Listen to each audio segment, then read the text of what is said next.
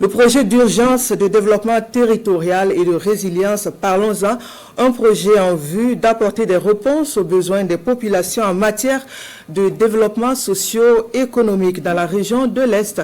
Le projet s'illustre à Fadangourma, le chef-lieu. L'on retient par exemple, entre autres, le pavage des rues. L'action donne une nouvelle physionomie aux artères, le témoignage de Adama Guiti et Karim Bikenga. À l'entrée de la ville de Fadangourma à partir de Ouagadougou, l'un des éléments marquants est cette rue pavée bordant le barrage.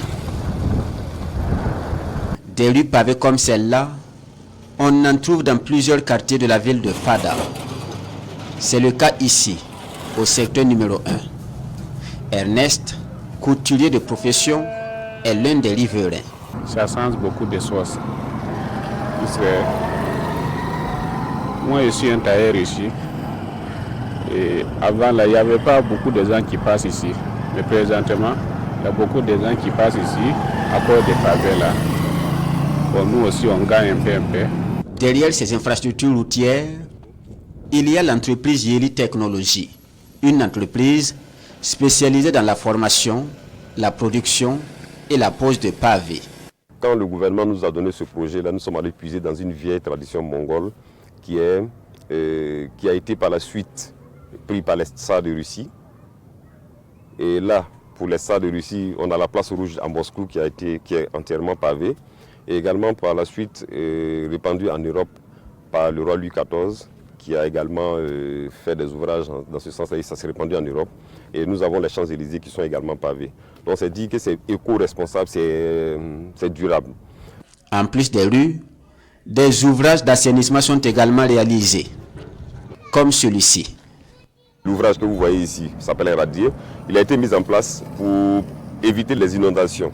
À partir du point A et le point B de l'autre côté, nous avons vu que la pente était trop raide. Et cette raideur-là allait amener l'inondation forcément de ces zones d'habitation. Donc pour éviter cela, nous avons fait un point de convergence des eaux de pluie vers cet ouvrage-là qui s'appelle un radier. C'est en béton armé. Et cet ouvrage-là va permettre de recueillir les eaux du point A et du point B pour les faire converger vers un caniveau qui a été fait par nos bons soins. En même temps qu'elle exécute les travaux, l'entreprise transmet du savoir-faire par la formation. Elle contribue également à la prise en charge de personnes déplacées internes par la création d'emplois. Depuis août, on était avec eux. En tout cas, on travaille sans problème. En tout cas, vraiment, on rend grâce à Dieu. Ça nous apporte au moins quelque chose pour pouvoir vraiment subvenir aux besoins de nos familles. Voilà, en tout cas, ça nous apporte beaucoup.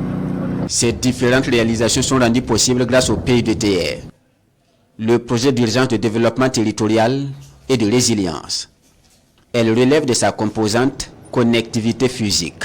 FADA a bénéficié de ce qu'on appelle les caniveaux. Voilà, des caniveaux donc qui sont construits, environ 43 km de caniveaux qui sont construits, et on a également aussi FADA a bénéficié le bâtiment donc de 15 km de route et environ également 7 km de voies en pavé. Toujours dans ce domaine de résilience urbaine, nous avons également les lampadaires, donc la commune a pu bénéficier donc sur le long donc des tronçons qui ont été soit bitumés, soit revêtus. D'autres chantiers sont en cours de réalisation dans différents secteurs de Fadangourma. Le projet d'urgence de développement territorial et de résilience est prévu sur la période 2021-2025.